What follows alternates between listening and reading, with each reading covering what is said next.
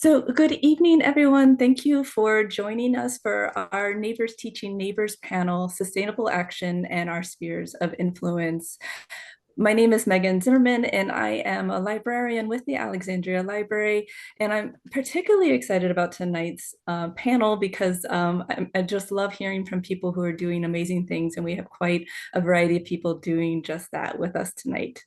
Um, the title Spheres of Influence was a term I first heard related to sustainability from Project Drawdown.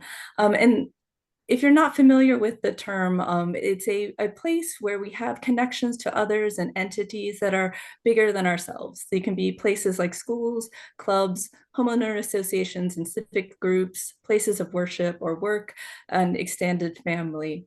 And it's in these spheres where we have these relationships that we can make exponential impact. So our opportunity tonight is to hear from people in our communities who have been moved to incorporate sustainability into their larger groups. And I know sometimes it can feel daunting to take that leap or to make the request from the people that you care about or work with. So it's wonderful to have 5 examples here tonight of people who have done just that. And I'll go ahead and introduce our panelists. We have Kathy Ansell, who is a retired journalist who's lived in Alexandria since 2006. Since downsizing to a condo 6 years ago, she's helped form a subcommittee dubbed the Green Team to institute composting, plastic film collection, and glass pickup at the building and create a swap room to trade unneeded goods. Christian Reynolds is a member of Mount Vernon Unitarian Church, which has an active climate action team called CAT for 6 years. CAT has several smaller subgroups that are tackling different issues, including zero waste, net zero, a speaker series, and native plants. Bob Fowler is a Green Team lead for the Arlington office of Gartner Inc., a research and advisory firm that focuses on business and technology. And we have Jennifer Odlum, who is a program and partnerships librarian at Arlington Public Library, where she's worked for about 10 years. Excuse me one second. And is a graduate of the 2025 LEAD program, previously known as Leadership Arlington. She became interested in promoting sustainable behaviors with library staff and in the community, collaborating across Arlington County government. Jennifer also focuses on promoting social connection and civic engagement. And we have Greta Gordon, who is a PTA leader who founded the Environmental Stewardship Committee at George Mason Elementary to promote sustainable practice throughout all PTA initiatives. In its first 2 years, the committee launched a variety of impactful projects. And to this day, students still jokingly blame Greta for the eco-friendly changes their families have made at home, a legacy she proudly embraces. My hope from this panel is that participants will learn not only about the amazing accomplishments that our panelists have done, but also be inspired and learn how they might do something similar in their own communities and connections. So I have a few questions prepared, but we will have time at the end for those of you who are listening in. If you have questions you'd like to ask, you'll be able to do that as well. So we'll jump into our first question. If you would please give us a little background on your group, how did it form? And if your group previously existed, how did it and you move towards a focus on sustainability? Kathy, do you want to go ahead and start with that? Sure.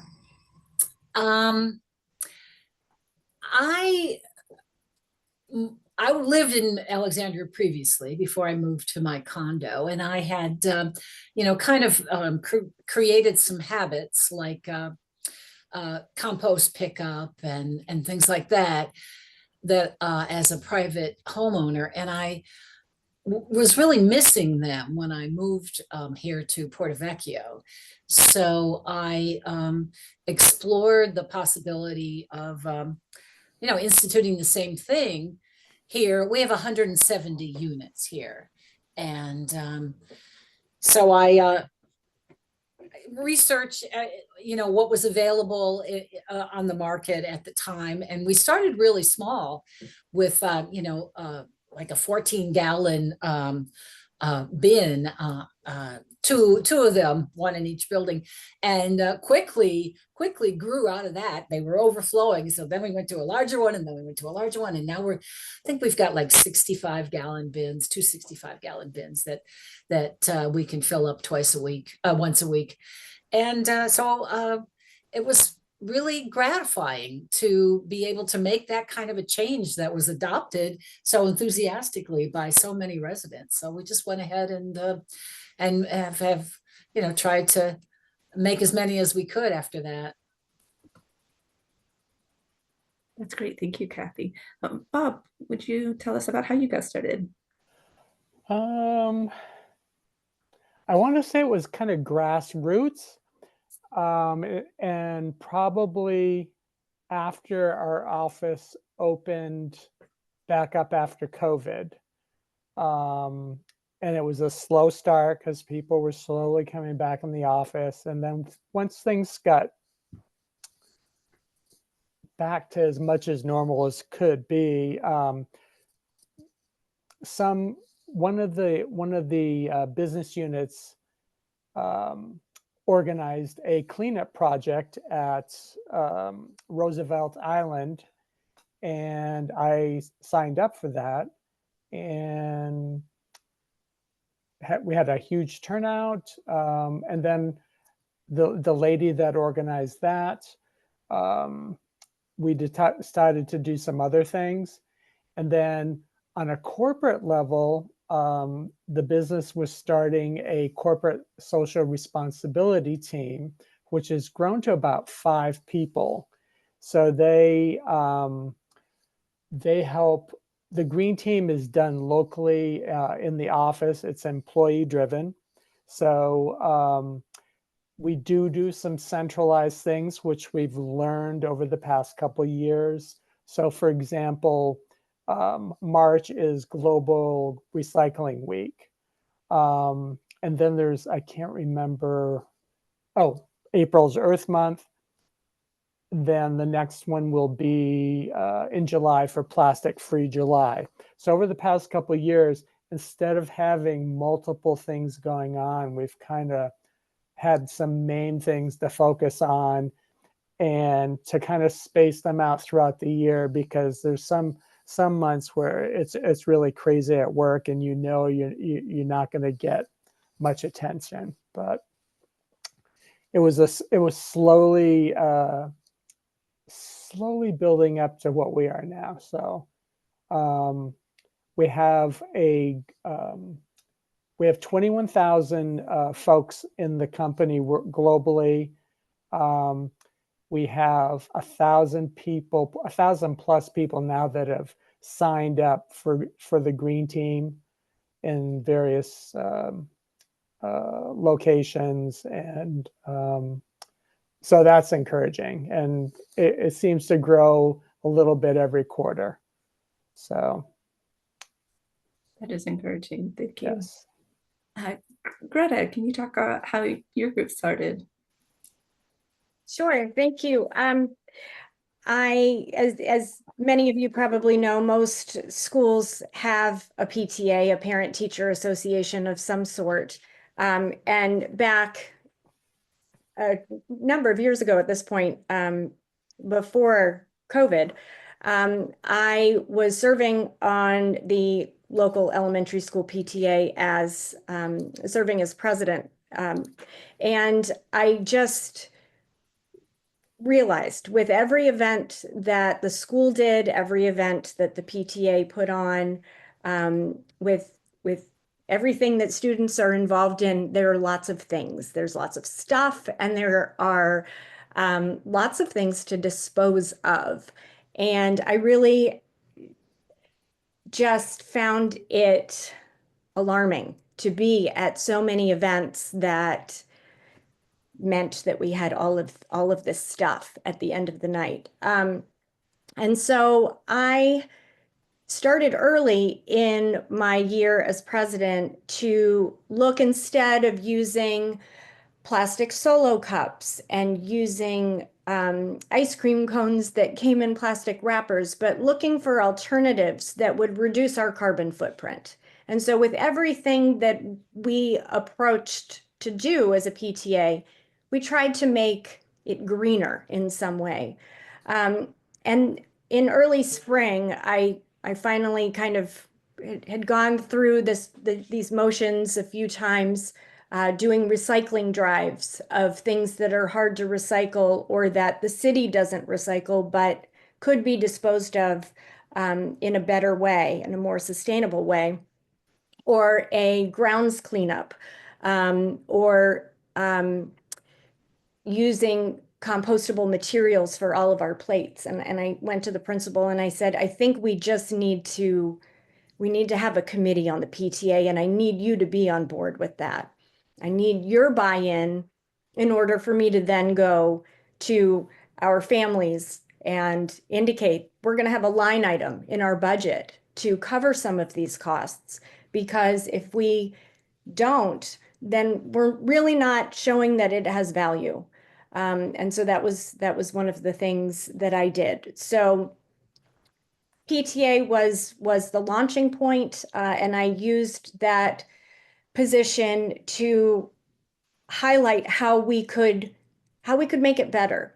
And as we all know, the younger the children are, the more they know about recycling and about using less, and how we should be putting paper in blue containers and not in trash cans. So it's a no-brainer to encourage that sort of behavior when we're all doing it at home, and our kids are all doing that. And so with that, I launched the Environmental Stewardship Committee. And so when I left my year as president, I stayed on for the next couple of years and led that committee. And we ended up, one of our biggest initiatives, which I think there's a question more about that, but led to bigger initiatives and led to more action. So that was how it all began. Great, thank you. Thank you. And Christian, could you tell us about your church's group? Sure. So I wasn't part of the group that started it. There were 3 women that convinced the church to do a 1-year all church study on climate, and I heard about it, and that's actually when I was drawn to the church. And there were this was in 2018. They had all sorts of talks and movies and events and potlucks and things, and it was a huge success. And so everything was going pretty strongly for a while. And I became part of the Zero Waste Circle.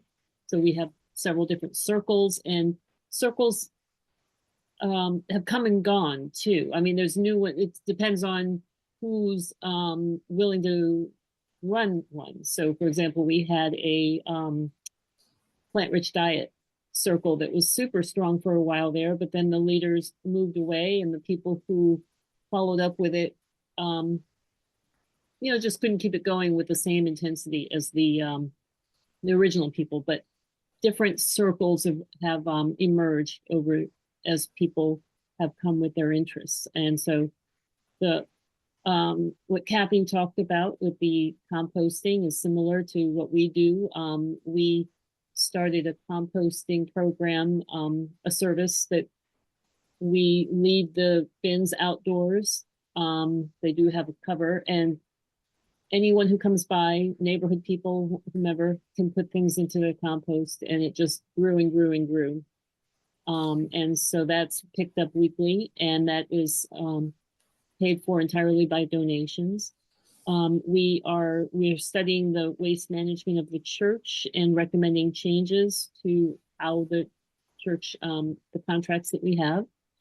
And I think that's already taken place. And then we're also recommending that when people come in and use our space, rent our space, like for weddings or memorial services, that we require them to follow the same kinds of guidelines as the church does, because these are our values. And one of them is no disposable plates and no disposable, not single-use things. So, and also to get a compost, contribute to the compost and things. So these are things we're working on, but we also have a group that is working towards bringing the church to net zero through practices within the grounds and the buildings. And they were taking advantage of the funds provided by the government, and that's a little, you know where we are right now, so that may be more difficult now. We have the speaker series has been pretty popular, and we had renowned entomologist Doug Tallamy come earlier this year, and that was just a jam-packed event, and he was fantastic. And that has encouraged the person who brought him to start a native plant circle. So we're doing a variety of things depending on who comes forward. Volunteers are always tricky. It's wonderful. Thank you. And Jennifer, could you tell us about how your team started? Coming out of the pandemic, the Arlington Public Library, like a lot of organizations, lost a lot of staff and eventually gained a lot of new staff. And it was a ripe time, I think, for the library to undergo a reorganization. And eventually, out of that reorganization, they brought back working groups, which were always a fixture of our activities before the pandemic.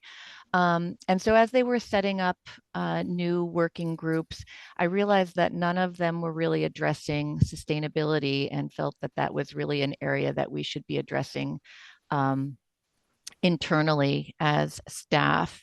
And so I made the case to management that it would make sense for us to have a sustainability working group, aka Green Team for us. And that was approved. So I found myself a co-lead of the group, and we have representatives of other staff members across probably 5 of our 8 locations. So decent representation across, a majority of our physical locations, which has proved useful. And we have been trying to figure out, we were given sort of carte blanche. Nobody told us what we were hoping to do. They asked us what we wanted to achieve. And so we first got to realizing we needed to educate ourselves. So we met with Alexandria Public Library, namely Megan, to hear what Alexandria was doing in this area. We met with different county departments within Arlington County, and really just tried to learn and figure out what we knew and what we didn't know, and then kind of go from there.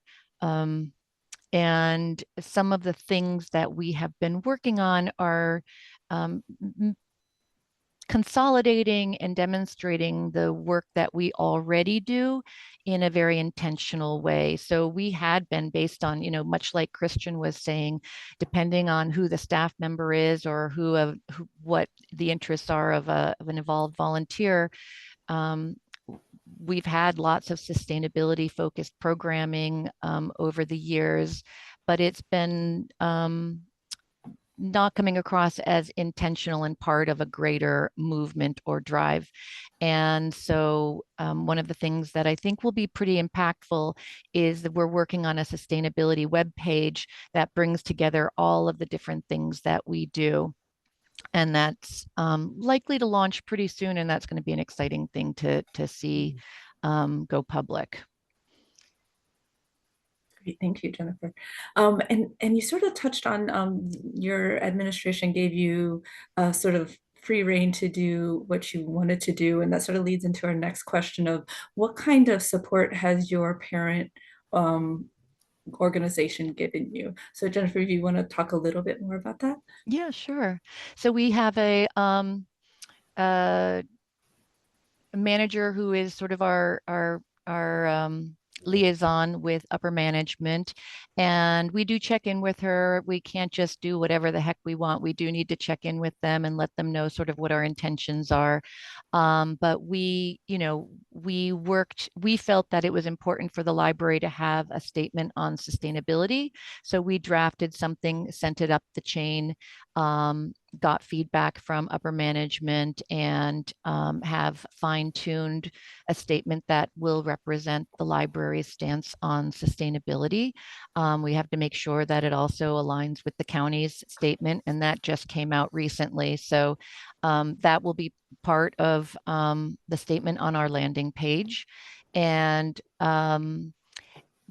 they have been generally supportive, but they're rather hands off. So the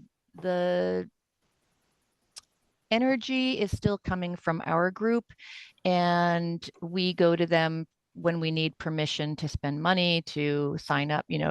We recently joined the Sustainable Libraries Initiative, and that is a nationwide, or I guess now it's a global cohort of libraries, both academic and public, and probably special libraries as well, that kind of work together and collaboratively to improve our practices and to learn from each other. And they have a certification program. So we recently became members, and the certification process costs a little bit of money. So of course, that's something we're going to have to seek approval for. And we're going to have buy-in as well, because we'll need them. Some of the things as that we'll have to do as part of the certification will be things that we'll have to change some of our behaviors, and some of that can't fully be directed from a green team. That needs to come also from management. So we're going to need their long-term buy-in for things like that.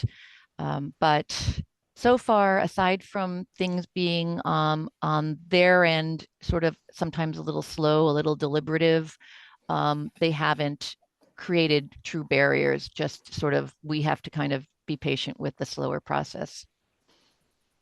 Thank you. Thank you. And Greta, you also sort of touched on this a little bit. Could you talk a little bit more about what kind of support you received? Sure. Well, I did, connect with the school principal and administration to ensure that this was something that we wouldn't be going alone. Parent-teacher association, of course, has to not just involve families, but also the school administration and teachers and staff. And so one of the things that we did, we noticed that there was quite a bit of leftover breakfast and lunch foods that were not getting eaten by students and were being thrown away. And so I asked the principal if he would accompany me to a meeting with the school division's nutrition services director, and talk about what we could do to address some of that. And with that, following the Department of Education, Virginia's Department of Education guidelines or standards, I went to Habitat for Humanity Restore and purchased an apartment-sized refrigerator that we installed in the cafeteria. And again, following what the Commonwealth of Virginia outlines that we need to do, make sure that that refrigerator stays locked, that students are not allowed to access it. But working with the staff, again, using that support, making it a partnership. The staff collected all of the uneaten food, and on a weekly basis, that food was collected and driven to Alive's food warehouse in Old Town to then be distributed to our neighbors in need. So again, it was one of those things where it started small, and it was one arm of something we did. But I found that the more that this was promoted within our school community, the more people came forward to help, the more people who said, I'll drive the food across town, or I will lead this grounds cleanup. So it really became more of a group effort, and I just found it, and as did our executive committee, just something that was of value to us, and that we certainly felt was within PTA's values, to do some of these initiatives and just do what we could, and build upon those. Well, thank you. And Bob, how, working in a sort of corporate setting, how has the support been for your green teams? It's been very good. And as I mentioned, we have a corporate social responsibility team, which is at the corporate level. And we don't take directions, but we take guidance from them. They're a resource if we need to do communications internally. They do have budget. So if someone comes up with an idea and we need some dollars, we reach out to them, and if they have it. And then locally, last year, I proposed eliminating paper cups from all of our pantries. So that required purchasing reusable plastic cups as well as coffee mugs. So it was approved. They allowed me to spend money for those items. We started it last year in conjunction with Global Recycling Week, and we reduced sending 21,000 paper cups in the waste stream. And then prior to that, we'd been, probably for a couple of years, we've been using compostable bowls and plates, but with an eye just of reducing those types of things, encouraging people to bring in using their own items. So if you come up with a good idea and you can, I don't want to sell it, so to speak, present it where you think it's going to work, and think about all stuff, it's encouraging. The support is there. That's good. That's wonderful. Yes. Kathy, how about you? How does that work with the condo? Well, I agree with Bob. Coming up with a good idea is half the battle, and we're lucky because we have our own kind of microcosm here. We're very self-contained, and we have a lot of freedom and a lot of leeway, and a really supportive board of directors, and a really supportive management, and residents who are all well educated and really eager to participate in sustainable practices. So it was all it took was somebody to just volunteer and ask for some money to pay for a few things. And so we've been building on that. From composting, we went to plastic bag recycling, which actually doesn't cost us anything. And so rather than schlepping to the supermarket with our plastic bags, we have a container, and then we can take it to down the street to our local Safeway, and they'll be collected. The bags will be collected there, along with the Safeway bin bags. And so glad, and it took us a while, but we finally worked out some glass recycling, rather than we were taking it over to Jones Point to the bin. And we found finally some haulers are starting to find that it's economical for them to take glass. So to Lorton, to where it's picked up. So one step at a time, and then it's kind of spread out. People are interested, like everybody was saying. We've kind of raised some consciousness about using compostables instead of disposables, in terms that we have a lot of social events here. So now our committees are really cognizant of that, and they're really cooperative.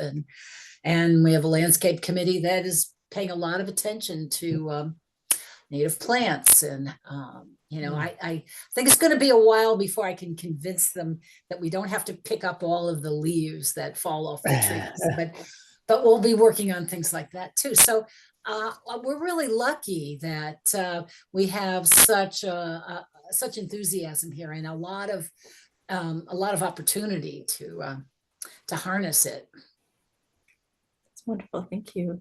And Christian, how about the CAT team with the larger church leadership?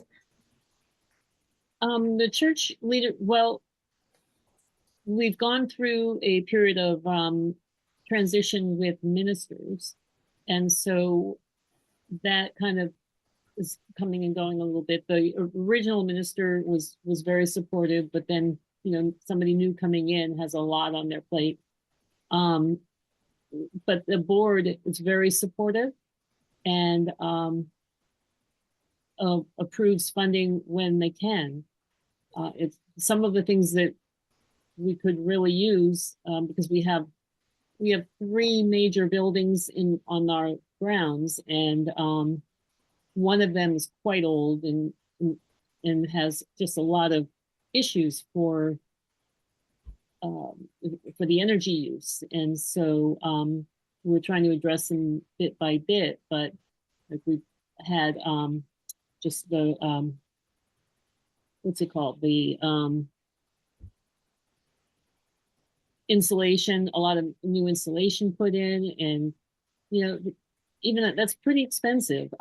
So these projects are big, and working on sealing the windows and things like that. We do have in our newer building, though, just to show an example of how environmentally minded the church always has been.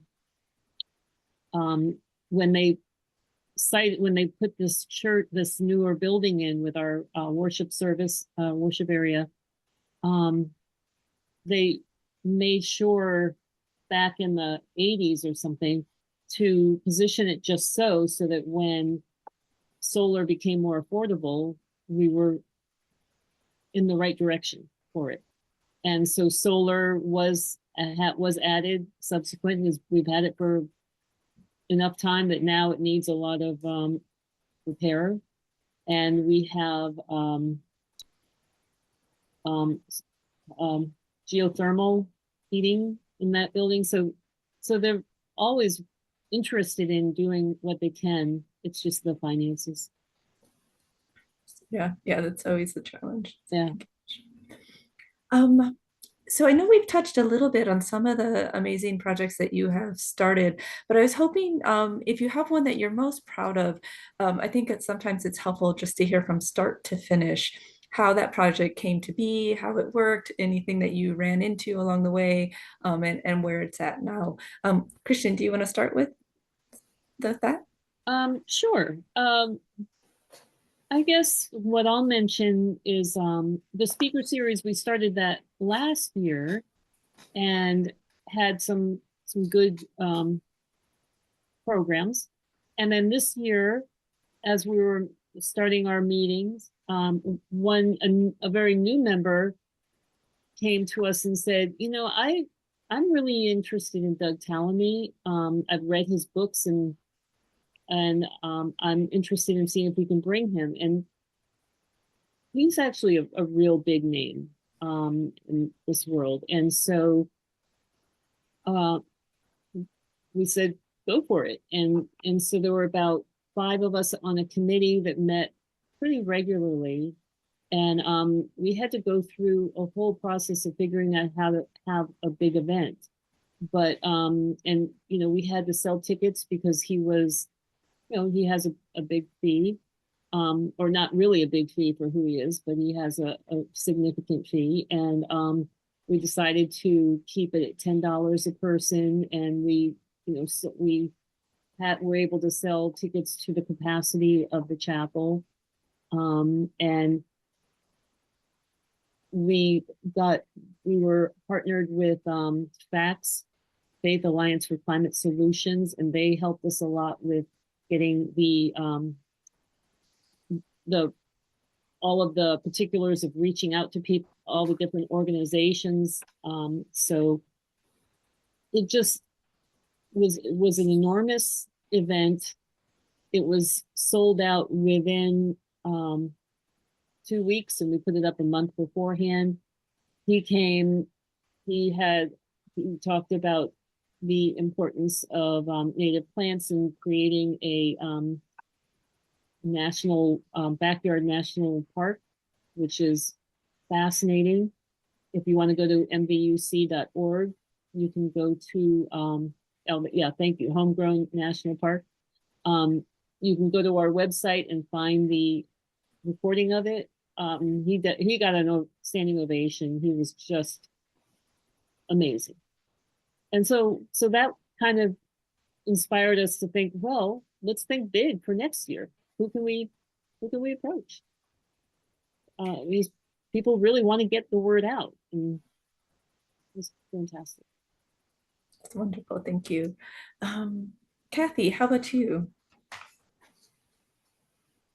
Our green team originally came together because in an apartment building, you've got these kind of central trash rooms where you're supposed to put your trash down a chute and separate it. You're supposed to put your recycling in a bin, and we have a lot of signs that that detail the exact procedures. But a bunch of us had noticed that it was really kind of out of control and a little embarrassing. So we tried to think of ways that we could educate residents on how to separate their recycling and how not to use plastic bags. And it was a lot, compliance was a lot more difficult because people didn't really have they didn't have to take ownership of their trash. It was just out of sight, out of mind. They could just and so it was not like you had to put it out in front of your house and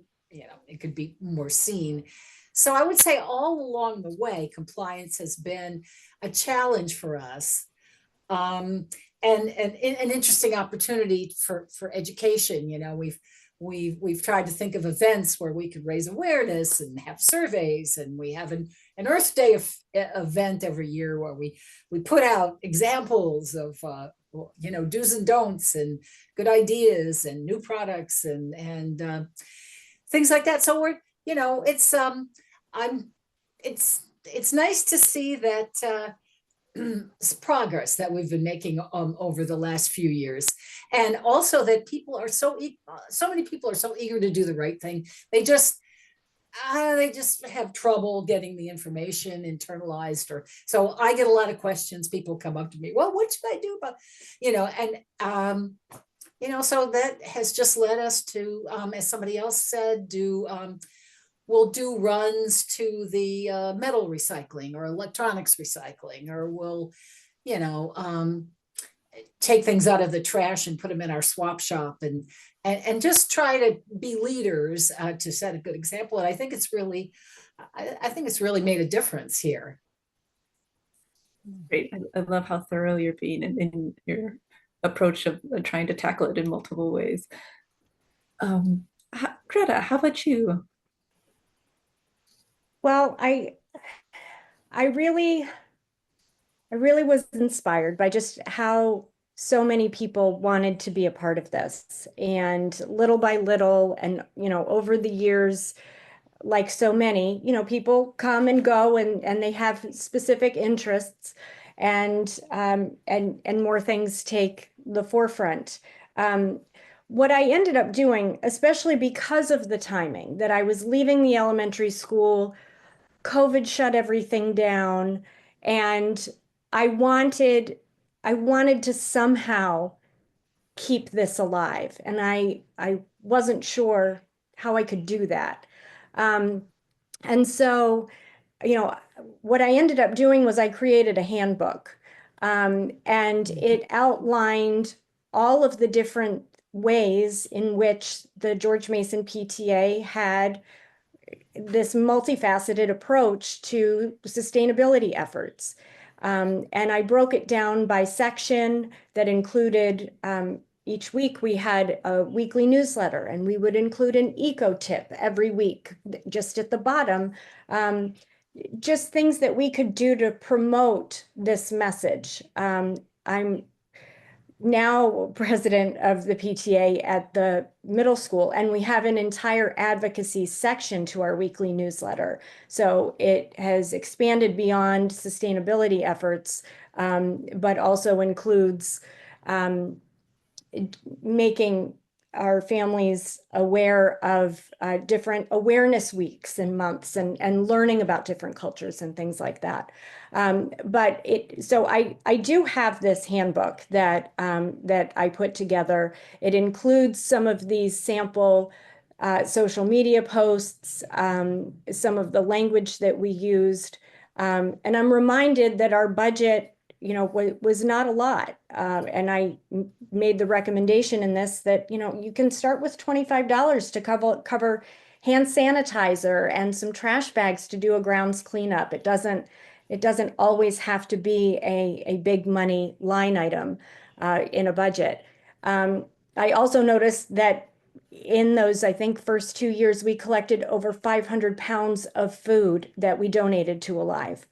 So that is probably our biggest effort. But if it's okay with you, Megan, I'm more than happy to drop the handbook in the chat. I have a link to the Google Doc. And while, of course, it's not going to apply to everyone, I just, because we included eco tips and things, I'm always interested to see what other people have put out. And I thought if it was appropriate, I could do that here too. Yeah, no, that would be wonderful. Thank you for being willing to share that. I was going to ask, have you shared that same handbook with the other library, or sorry, other schools in Alexandria? What I did was I left it with the incoming PTA and made sure that it was included in the Google Drive that I had access to at the time, and I no longer. Some of the things that we've done now, I'm working to try and do some of the same initiatives at the middle school.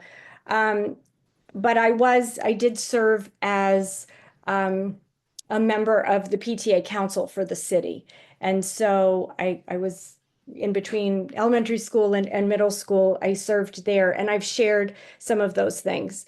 But especially since we're beyond COVID and it's been a few years, I think it's worth at least bringing to the PTA council and allowing them and sharing with other PTAs these initiatives. If they, again, just with every year, it's a different group, and something may spark someone this year. That's great. Thank you, Greta. And Bob, how about you? Could you walk us through from start to finish a project that went really well, so we can see how that. It'll be the elimination of the paper cups, because I don't know how it started. It's like around the office, things you accumulate all sorts of things. And we also at one time pre-COVID had a in-house cafeteria, which has not reopened. In fact, we've been consolidating space, but at the time I had access to the cafeteria. So I always joked I'm going shopping upstairs, because you could find things that you could kind of use in the pantry. And we had a dishwasher, and I said, well, why aren't we using the dishwasher and using these items? And some of the items I pulled down with the plastic glasses, and it's a commercial environment. So I knew if we purchased them, we could use them and use them and use them. And then one thing led to another, and we had, most people did not realize we had dishwashers, and they hadn't been used in a while. So we had to had those serviced, and just going through all the little steps, signage for people to um, put their used items in the dishwasher. So all that, but the real cool thing about this is it's ongoing and it affects just about everyone that comes into the office. And so, yeah, so it's still going strong. That's wonderful. Thank you. And Jennifer, hopefully we missed your announcements. If you want to talk about something that the Arlington Library has done.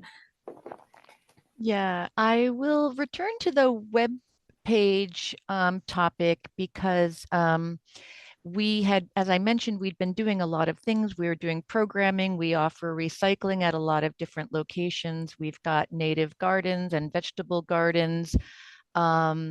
We've got, you know, intrinsically the activities of a library are in and of themselves sustainable in that we lend out so many items and encourage borrowing and lending and such, and multiple use. And so we've never really ever pulled all of these activities and behaviors together. And so I'm excited for the landing page because I think that it will get more, it'll get attention from the community. We'll push it out and let people know that we are trying to live these behaviors and demonstrate these behaviors. And I think that will hold us internally to certain standards, keep us on our toes internally, and formalize the behaviors we want to be demonstrating. I also think it will attract attention and suggestions from the public and grow on itself as we hear back from the public what they would like us to be doing or offering. And so I think it will become a collaborative effort in the future. And so that's why I'm so excited to get this sort of structural piece in place. And it wasn't easy. It's been slow, as I mentioned before. We've had to talk to a lot of interest groups, different locations have, for some reason or another, have different approaches to what they accept for recycling. I don't know why, but so trying to figure out what the various activities are at our 8 locations has been interesting. Talking to our gardening groups, find out, if we can adjust the signage to kind of, again, make sure that we're messaging what we want to be messaging through garden signage, and making sure we're representing on the website what, obviously working with the web team on their schedule and on their available time schedule. And we were held up because our tool lending shed policy was changing. And so nobody wanted to take more steps forward until they'd ironed that out. So that put a pause on some of our momentum. So it's been an interesting, 2 steps forward, 1 step back sort of situation, but we're very close. And I think it's going to be a real positive for the organization. Thank you. And I'll ask just quickly, because I know you're going to have to get going, but if you would share, if someone were to want to start something similar like this or begin on this, what one piece of advice would you give? Oh, is that still me? Oh, Jennifer, go sorry. ahead. I would say sort of what I think Bob said earlier on was have a good reasoned explanation for why what you want to do is important. I think that and sort of pose an issue and the solution and explain why that will benefit not just yourself and your own interests, but the broader community or organization or whomever it is specifically you're trying to move forward in this space. I think people are very receptive to a good, logical, well thought out suggestion or proposal. That's great, thank you. And we have a few minutes, so if there's others that have questions, if you'd like to drop them in the chat, we can get them asked. But is there anyone else on the panel who would like to sort of respond to that advice that you would give to someone wanting to start on this journey? Again, I'll add one thing. and it's something that I sometimes forget. Start small. It just takes a little bit. Great, thank you. And baby steps. Yeah, see, I mean, when we are facing these concerns, it can feel huge. You want to do everything that you possibly can. But yeah, you can either get burnout or overwhelmed. And you've got to build the momentum and show those successes, I guess, as well to encourage people to see that you can do it. I guess that's for me. Question about the swap room. Well, I have to say we have a way to go to perfect this issue. Sometimes it's variable. Sometimes there's really good stuff in there, and sometimes it's really junky.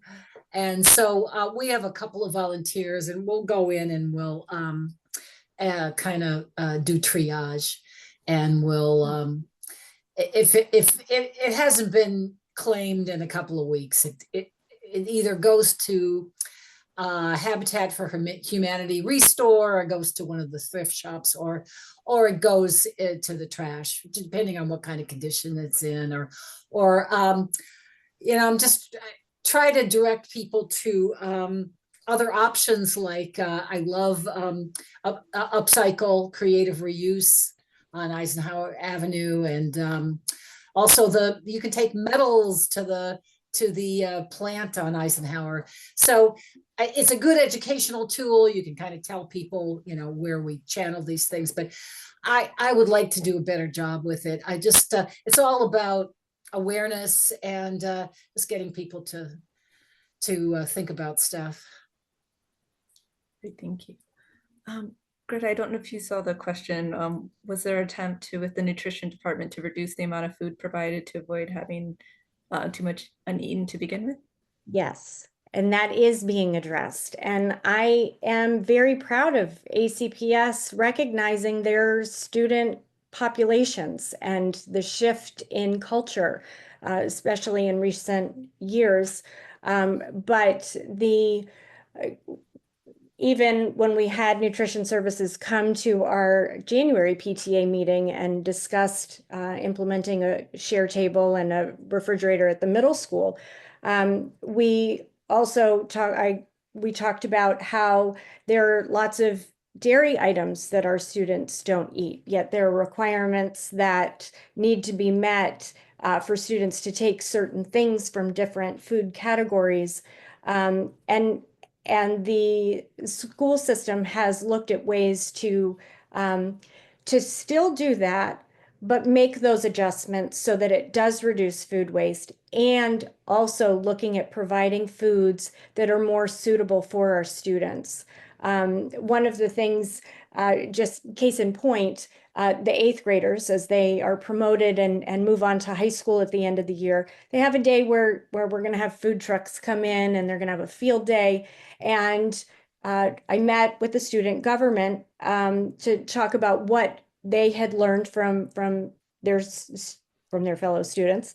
And their request is to have a halal food truck so that they honor students who are Muslim and do not eat pork products, that there is no pork or associated with that food, so that that's an option for them. And I know that the school system is looking at that and making food choices that are more culturally in line with our